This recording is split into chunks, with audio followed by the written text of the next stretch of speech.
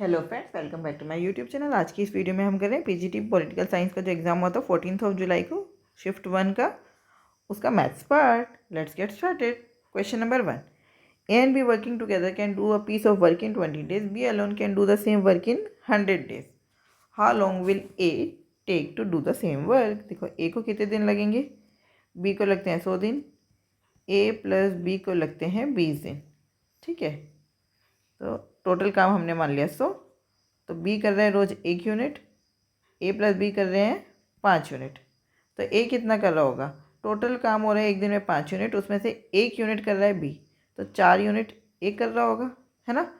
तो बस रोज टोटल 100 काम है, रोज़ 4 यूनिट करता है ए, तो पूरे काम को कितने दिन में ख़त्म कर देगा? 25 दिनों में। Clear. Question number 2। The number 706705 is divisible by. अच्छा बताइए, किससे डिविजिबल है? देखो, लास्ट में 5 आ रहा है तो 10 तो हो ही नहीं सकता, और 5 लास्ट में 5 आ रहा है तो 5 से तो डिविजिबल है, ख़त्म बात। ये तो 5 तो होगा ही होगा ना, 15 और 13 देखें ही क्यों हम। क्लियर। वैसे अगर आपको 15 से भी मैं बस समझाने के लिए बता रही हूँ कि अगर 15 से भी डिविजिबिलिटी चेक करनी है तो 3 और 5 से करो। अगर कोई नंबर 3 और 5 दोनों से डिविजिबल है तो वो 15 से भी होगा। तो 5 से तो अब पता है हमें, लास्ट में या तो 5 होना चाहिए या 0, तो वो 5 से डिविजिबल है। और ये 3 से 7 और 7 14, 14 का मतलब 4 और 1 5, 6 5 11 का 2, 5 2 7। यहाँ पे सम ऑफ डिजिट आ रहा है 7, तो इसका मतलब ये 3 से डिविजिबल नहीं है, इसका मतलब ये 15 से भी डिविजिबल नहीं है। Clear. Question number 3। The value of x in the proportion. देखो क्या होता है, product of means is equals to product of extreme. 70 into 26 is equals to 13 into में एक्स। 13 में 13, 13 टू द 26, तो एक्स की वैल्यू आ गई 140, एक्स की वैल्यू आ गई 140। Question number 4। A and B started a business by investing rupees 35,000 and rupees 20,000 respectively. After 5 months, B left the business and C joined the business with a sum of rupees 15,000. The profit earned at the end of the year is rupees 84,250. What is the share of B in the profit? तो देखो, profit sharing ratio क्या होता है? जिस ratio में उन्होंने पैसा invest किया था, है ना। तो ए और बी ने इतना पैसा लगाया था 35,000 और ये 20,000, और 5 महीने बाद बी ने बिजनेस छोड़ दिया और सी ज्वाइन कर लेता है। तो इसने तो पूरे 12 महीने के लिए लगाया है, बी ने 5 महीने के लिए, और सी ने 15,000 लगाए, लेकिन सिर्फ 7 महीने के लिए, 5 महीने बाद आया है ना। Clear. The profit earn at the end of year is 84,000। What is the share of be in the profit? अब हम प्रॉफिट शेयरिंग रेशियो निकाल लेते हैं। 1000 से 1000 तो सबका कट गया, ठीक है। उसके बाद 5 भी कट रहे हैं, 5 7 ज़ा 35, 5 1 ज़ा 5, 5 3 ज़ा 15। तो प्रॉफिट शेयरिंग रेशियो आया 12 7 ज़ा 84, और यहाँ पे आया 20, और यहाँ पे आया 21। क्लियर। अब टोटल प्रॉफिट, इसका टोटल देखो कितना है, 4 और 1 5, 8 2 10 2 12, 4 और 1 5, 125 में से 20 प्रॉफिट है बी का, तो बस 84,250 है, उसमें 20/125। ठीक है। क्लियर। तो बस काट देते हैं, 5 4 ज़ा 20, 5 2 ज़ा 10, 5 5 ज़ा 25, फिर 25 1 ज़ा 25, 25 2 ज़ा 50, 25 3 ज़ा 75। बचा कितना, 9। 92 से पहले क्या आता है, 25 3 ज़ा 75, तो 92 में से 75 माइनस कर दो, 12 में से 5 गया 7, 8 में 7 गया 175 बचा, तो 25 5 ज़ा 125, और 25 7 ज़ा 175, साथ में 0। बस यही आंसर है, 0 का 0, 7 4 ज़ा 28 का 2, 4 3 ज़ा 12, 13 14 का 1, 4 3 ज़ा 12 13, 13,480, 13,480 is the right answer. Question number 5. Somnath can complete a work in 15 days. Kumar can complete the same work in 45 days. If they want to complete the work by working 3 days each, alternatively, starting starting with Somnath, then how many days will it take to complete the whole work. देखो सोमनाथ जो है वो किसी काम को 15 दिन में पूरा करते हैं, कुमार जो है वो किसी काम को 45 डेज में पूरा करते हैं। टोटल हम काम मान लेते हैं 45, 15 3 ज़ा 45, 45 1 ज़ा 45। तो मतलब सोमनाथ जो है वो रोज़ 3 यूनिट काम कर रहे हैं और कुमार जो है वो रोज़ 1 यूनिट काम कर रहे हैं। इतना हमें समझ आ गया। अब ध्यान से क्वेश्चन पढ़ो। If they want to complete the work by working 3 days each alternatively starting with Somnath. देखो क्या बोल रहे हैं, पहले 3 दिन सोमनाथ ने काम किया तो 3 3 ज़ा 9, 3 डेज में 9 यूनिट हो गया। अगले 3 डेज में 3 1 ज़ा 3, तो मतलब 6 दिन में 12 यूनिट काम हो गया। 6 दिन में 12 यूनिट काम हो गया। तो 12 की टेबल में 45 से पहले क्या आता है, 12 3 ज़ा, है ना, 12 3 ज़ा 36, 12 4 ज़ा 48 होता है। तो 18 डेज में 36 यूनिट काम हो गया। ठीक है। अब अगले 3, अब सोमनाथ से शुरू किया था ना हमने, तो 3 दिन में सोमनाथ 9 यूनिट काम कर देता है। तो अगले 3 डेज में 9 यूनिट काम हो जाएगा। ऐड कर दिए, हो गए 21 डेज में 36 और 9 45, बस खत्म। 45 यूनिट काम हो गया। कितने दिनों में, 21 दिनों में, राइट। क्वेश्चन नंबर 6, अ बस is moving at a speed of 14 kilometre per our. If its speed is reduce by 63%, the new speed of the bus will be. देखो 14 किलोमीटर पर आवर है, 63% रिड्यूस कर दी तो बची कितनी, ये देखना है। 37%, बची कितनी, 37%, बस, है ना। हमसे तो ये पूछे है ना, speed of the bus will be. तो बस देखो आपको दिख रहा है 7 4 28, जहाँ पर भी यूनिट डिजिट 8 होगा वही आंसर है। यूनिट डिजिट 8 सिर्फ एक में ही है, वो है 4th। Question number 7, the average of 3 number is 20, if the 2 numbers are 15 and 26, the third number is. देखो आप मान लो थर्ड नंबर भी 20 है। थर्ड नंबर कितना है, 20। तो अब हम देखते हैं कितना डेविएशन है एवरेज से। ये कितना है, 15, 20 से कितना कम, 5, 26 कितना ज़्यादा। तो ये जो एक एक्स्ट्रा आया है वो हमें क्या करना पड़ेगा, जो एक एक्स्ट्रा बच गया उसको एडजस्ट करना पड़ेगा ना, समझ रहे हो। जो एक एक्स्ट्रा बच गया है वो क्या करना पड़ेगा, एडजस्ट करना पड़ेगा। देखो एक बचना नहीं चाहिए था, बच गया है, तो इसमें से क्या करेंगे, माइनस करेंगे, है ना। तो 20 देखो आप मेरा बहुत ध्यान से समझना। और ये जो तीसरा नंबर मैंने लिया है 20, इसका डेविएशन लूँगी तो वो क्या हो जाएगा, 0। लेकिन जब भी हम मीन से डेविएशन लेते हैं ना, जितने भी नंबर है उनका डेविएशन क्या आना चाहिए, टोटल 0 आना चाहिए। लेकिन यहाँ पे आ रहा है 1, इसका मतलब हमें -1 करने की ज़रूरत है, तभी तो ये 0 होगा। बात समझ आ रही है। देखो नहीं समझ आ रही तो दोबारा से देखो। मैंने मान लिया तीसरा नंबर है 20, ठीक है। अब हम डेविएशन देखते हैं। ये हो गया 20 में से ये 20 है, ये 15 है, तो 5 यहाँ पे कम है, -5। ये 26 है तो 6 यहाँ पर ज़्यादा है, ये 20 है तो यहाँ पर 0 है। टोटल डेविएशन कितना आ रहा है, 1। लेकिन मुझे पता है जब भी मैं मीन से डेविएशन लेती हूँ सभी नंबर्स का डेविएशन, तो उनको ऐड करके, मतलब जो माइनस है प्लस है सब मिला के हमेशा नेट डेविएशन कितना होना चाहिए, 0। लेकिन यहाँ पे तो 1 आ रहा है, इसका मतलब ये 1 ख़त्म करना है, हमें क्या करना पड़ेगा, -1, तभी तो ये 0 होगा। तो ये -1 किस में से करेंगे, इसमें से। इन दोनों को तो नहीं छेड़ सकते ना। तो ये हो गया 19 is the right answer. Clear. Question number 8, इसके ऑप्शंस नहीं लिखे, वो लिख देती हूँ मैं फटाफट। By selling an article at 81% of its marked price, a trader makes a loss of 10%. ठीक है। What will be the profit percentage if he sells it at 95% of the marked price? तो अब बहुत ध्यान से देखिएगा, ये क्या कहना चाह रहे हैं। एक आर्टिकल को अगर हमने उसके 81% ऑफ मार्क प्राइस पर बेचा है तो ट्रेडर को लॉस कितना हो रहा है, 10%। 10% लॉस होने का मतलब है उसका सीपी का कितना मिल रहा है, 90%। ठीक है। परसेंटेज से परसेंटेज कैंसिल, 9 9 81, 9 10 90। इसका मतलब मार्क प्राइस अपन में सीपी बराबर आ गया 10/9। ठीक है। तो इसको आप 100/90 ले लो ताकि इजी हो जाए। अब अगर if he sells it at 95% of the mark price, तो 100 का 95% कितना हो गया, 95। अगर 95 में बेचा जा रहा है तो कितने का प्रॉफिट हो रहा है, सीपी है 90, 95 में बेचा जा रहा है, 5 का प्रॉफिट कितने पर, 90 पर, इंटू में 100। 1 0 से 1 0 कट गया, आंसर आया 50/9। तो 9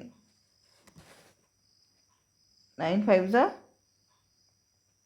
एक मिनट, 9 5 ज़ा 45, बचा 5, तो 5.55, 5 पॉइंट में थोड़ा ना है, 5/9%. Second is the right answer. Question number 9. A man buys a second-hand car for rupees 4,77,000 and spends rupees 86,000 on its repair. What should be its selling price if he wants to earn 5% profit? एक आदमी है, उसने इतने की second hand car खरीदी और इतना उसने उसकी रिपेयर पे लगा दिया, तो टोटल कितना हो गया? 0 0 0, 7 और 7 14, मतलब 13 का एक, 8 और 8 16 का एक, 5,63,000 की क्या हो गई उसकी car. What should be it selling price if he wants to earn 5% profit? अगर वो 5% प्रॉफिट अर्न करना चाहता है तो उसका सेलिंग प्राइस क्या होना चाहिए? मतलब वो 105% में बेचना चाहते हैं, सीधी सी बात है ना. 105% में बेचना चाहते हैं, 2 0 से 2 0 कट गई. क्लियर. तो अब बस, अब आप देखिए यूनिट डिजिट क्या आएगा? 0 तो है ही, 5 से 15, जहाँ पर 50 दिखे हमें, 50 कहाँ दिख रहे? सिर्फ यहीं दिख रहे. First one is the right answer. First one is the right answer. Question number 10. Hardik deposited a sum of rupees इतना at 20% rate of interest per annum compounded annually. The total amount received by Hardik after 2 years. देखो 2 साल बाद total amount पूछा, ये 18,550. 20% का मतलब है 1/5, तो 5 पर 1 का इंटरेस्ट, तो ये हो गया 6/5, है ना. तो पहले साल आपको 6/5, फिर इस पूरे का 6/5, यही तो है अमाउंट. बस अब सॉल्व कर दो. 5 2 10, फिर 5 3 15, बचा 3, 5 7 35, 5 1 5. आंसर आ गया 371 इंटू में 2 इंटू में 6 इंटू में 6. अब आप देखो सबका यूनिट डिजिट अलग है, बस यूनिट डिजिट देख लो. 2 1 2, 6 2 12 का 2, 6 2 12, तो यूनिट डिजिट आ रहा है 2. मतलब 26,712 is the right answer. Question number 11. A man receives rupees 9,015 per month as salary. He saves 40% of his salary every month. His expenditure per month is 40% बचा लेता है, तो 60% खर्च करता है बस. 60/100. ठीक है. 2 3 6, 2 5 10, 5 1 5, 5 8 40, ना जाने की 0, 5 3 15. आंसर आया 3 3 9. जहाँ पे यूनिट डिजिट 9 हो वो आंसर है. बस ये आंसर हो गया.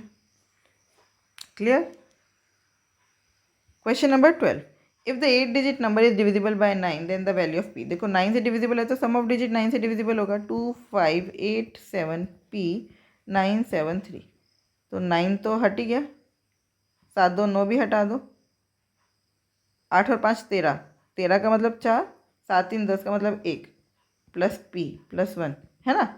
4 + 1 5 प्लस पी, तो पी की जगह क्या वैल्यू होनी चाहिए? 4, 5 और 4 9, तभी तो डिविजिबल होगा. इसका मतलब second is the right answer. Question number 13. Study the given pie chart and answer the question that follows. The given pie chart indicates the total expenditure of rupees 8,10,000 on different items in constructing a flat in a town. Find the expenditure on cement. तो आपको बताना है cement पर कितना खर्चा हो रहा है. लेकिन अच्छा, हाँ ये बताया है ना, ये वाला सीमेंट है 75 डिग्री, तो टोटल कितना डिग्री होता है? 360. 360 में से 75 डिग्री कितना है सीमेंट, और टोटल कितना खर्चा हो रहा था? 8,10,000. ठीक है ना. तो 75/360 करना है. ये डिग्रीज में दिया है, 100 मत कर देना, परसेंटेज में नहीं है. देखो 8,10,000,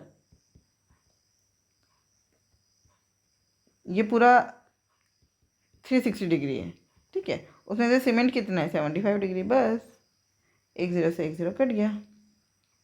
9 4 36, 9 9 81, साथ में 3 0, 4 1 4, 4 25 100. तो मैंने ये 90 × 100 मान लिया और 90 × 25 कर दिया. क्लियर. तो आंसर आ गया 90 इंटू में 25 इंटू में 75. अब आप देख रहे हैं 1 0 तो आएगा ही, और यूनिट डिजिट 5 5 25, 9 5 मतलब 50 तो आएगा ही. अब क्या करें? देखो यहाँ पे मुझे 9 दिख रहे हैं, 90 में मतलब 9, तो सम ऑफ डिजिट कितना आएगा? 9. तो 9 देख लेते हैं. 8 और 1 9 कट गया, 6 5 12, 12 और 8 20, तो यहाँ पे सम ऑफ डिजिट आ रहे 2.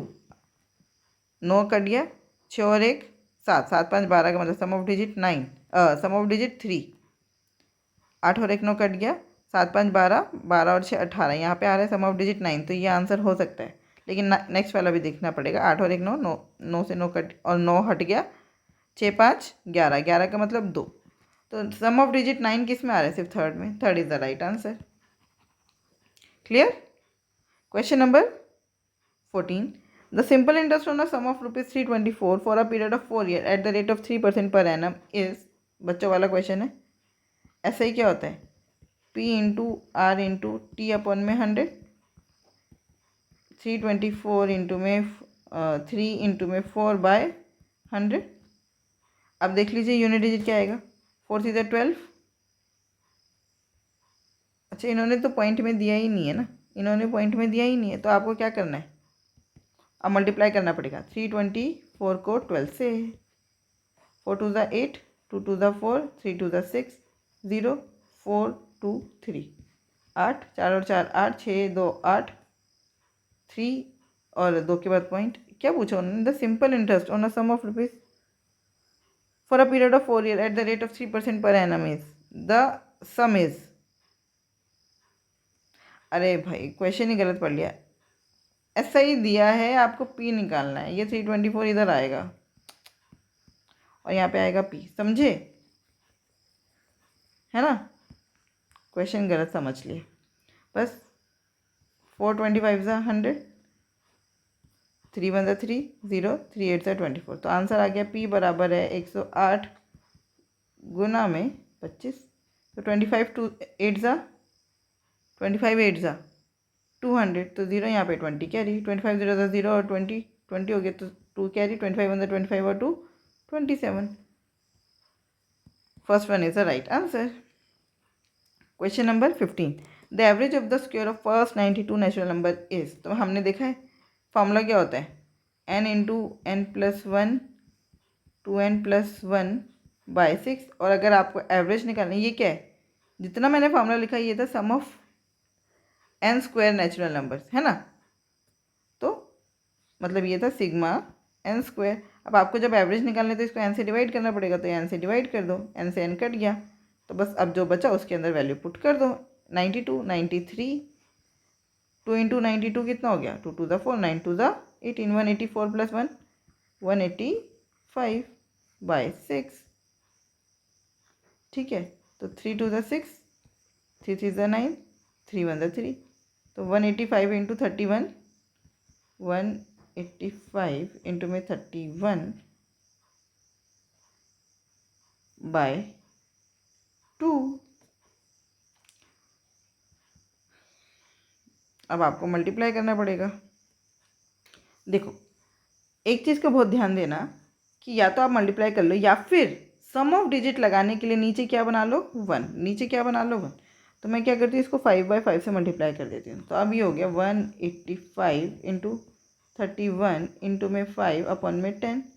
अब जब नीचे 1 हो गया, 1 और 0 मतलब 1, तब सम ऑफ डिजिट अब हम लगा सकते हैं। 8 और 1 9, 9 और 5 का मतलब 5, 3 और 1 4 और ये 5, 5 4 ज़ा 20 का मतलब 2, 5 2 ज़ा 10 का मतलब 1। राइट, इसका मतलब सम ऑफ डिजिट जहाँ पे 1 आ रहा है वही आंसर है। तो सम ऑफ डिजिट यहाँ पे देखते हैं। 8 2 10 का 1, 6 और 1 7, 7 5 12, 12 का मतलब 3। अब देखिए इतने डिजिट सब में सेम है ना? तो इनका मतलब इन 4 नंबर का सम है 3, 8 और 3 11 का मतलब 2, 9 और 3 12 का मतलब 3, 9 और 7, तो 1 तो कहीं नहीं आ रहा भाई राम। 8 2 10 का 1, 6 और 1 7, 7 5 12 का 3,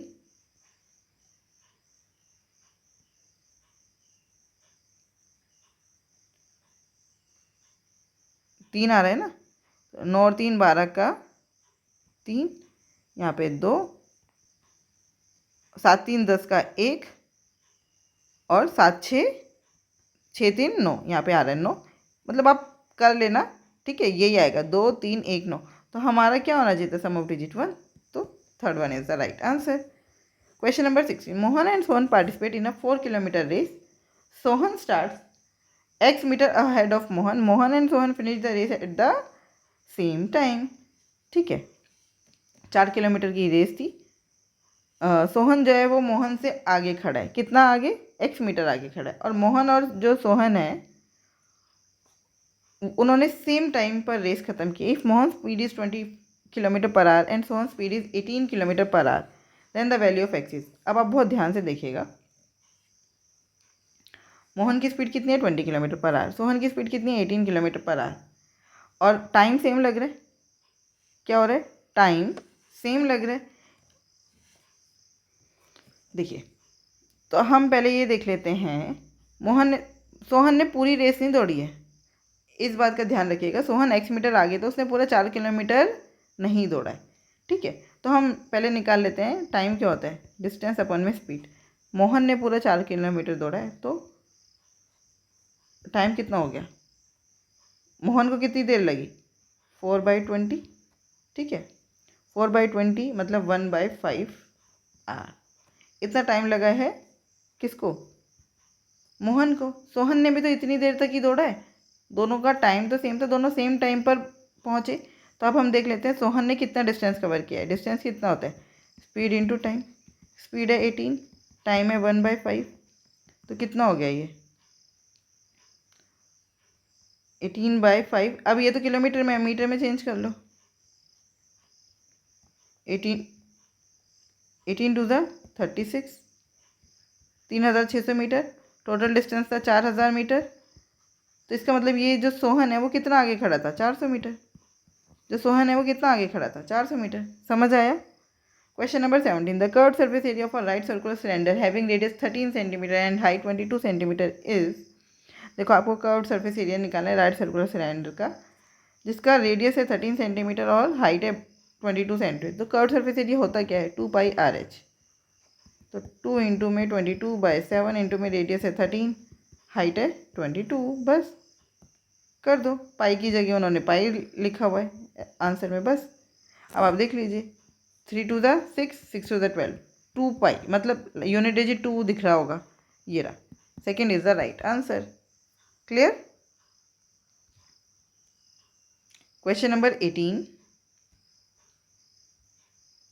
question number 18, a man sells a mobile phone for ₹600 and loses some money. ठीक है, मतलब 600 में बेचने पर उसको नुकसान हो रहा है। If he had sold it for ₹1230, his gain would have been 2.6 times the nominal loss he has actually incurred. देखो, समझ लो उसको यहाँ पे लॉस हो रहा था x का। ठीक है, तो CP कितना हो गया, 600 जमा x। अब अगर वो 1230 में बेच रहा है, ठीक है, अगर वो 1230 में बेच रहा है तो CP कितना हो गया। अब उसको फ़ायदा हो रहा है 2.6 टाइम्स इसका, तो -2.6x। अब CP ये होगा, जब लॉस होता है तो CP क्या होता है, SP प्लस लॉस, और प्रॉफिट होते तो क्या होता है, CP SP माइनस प्रॉफिट, है ना। अब दोनों तो है, तो CP दोनों को बराबर में लिख दो। 600 जमा x बराबर है 1230 माइनस 2.6x। 2.6x इधर प्लस में आ गया, ये कितना हो गया 3.6x, और ये 600 इधर घटा में आ गया, कितना हो गया 0 का 0, 3 का 3, बैलेंस है 6 गया 630। तो x की वैल्यू आ गई 630 अपॉन में 36, पॉइंट हटा के 10 ऊपर लिख दे रहे हो। ठीक है, 9 4 ज़ा 36,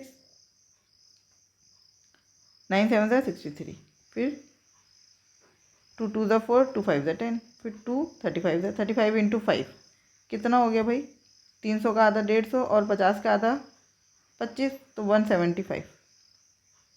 एक्स की वैल्यू आई 175। तो cost price of the mobile phone, तो कॉस्ट प्राइस पूछा है, तो CP कितना हो गया 600 जमा 175, 775 is the right answer. 775 is the right answer. Question number 19,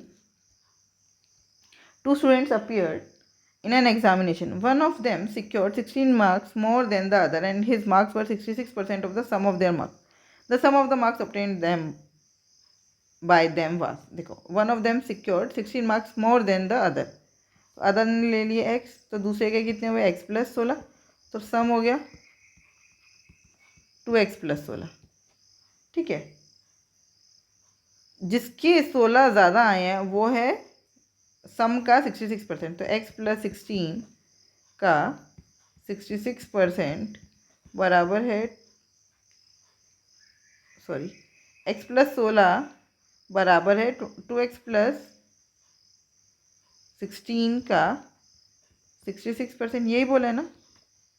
तो बस ये 100 इधर मल्टीप्लाई में आ जाएगा, ये हो जाएगा, काट देते हैं, ये 33, ये 50, तो 50x + 16 इंटू में 50 बराबर है 66x + 16 इंटू में 33। बस ये 50 इधर माइनस में चला जाएगा 50x, और ये इधर माइनस में आ जाएगा, ये हो गया 16 इंटू में 50 माइनस 16 इंटू में 33 बराबर है 66 माइनस 50, मतलब कि 16x, मैंने ये 15 लिख दिया, 50 है, ठीक है। 16 कॉमन ले लो, 15 माइनस 33 कितना होता है 17 इज इक्वल्स टू में 16x। 16 से 16 कट गया, x की वैल्यू आ गई 17। अब आपसे x की वैल्यू नहीं पूछा था, आपसे सम पूछा था।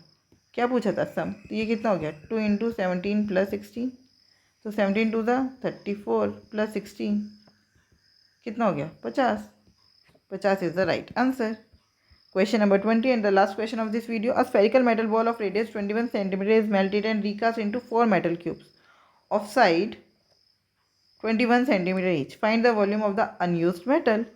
तो देखो इसका वॉल्यूम कितना था 4/3 पाई r³। तो 21 इंटू 21 इंटू 21 लिख देती हूँ। और जो क्यूब है उसका वॉल्यूम कितना होता है 21 का क्यूब, और कितनी है 4, ठीक है। 21 के क्यूब से 21 का क्यूब कैंसिल, 4/3। देखो ये इक्वेट नहीं करना, तो उन्होंने पूछा कितना मेटल ख़राब हो गया, तो इतना तो टोटल वॉल्यूम था, क्लियर है।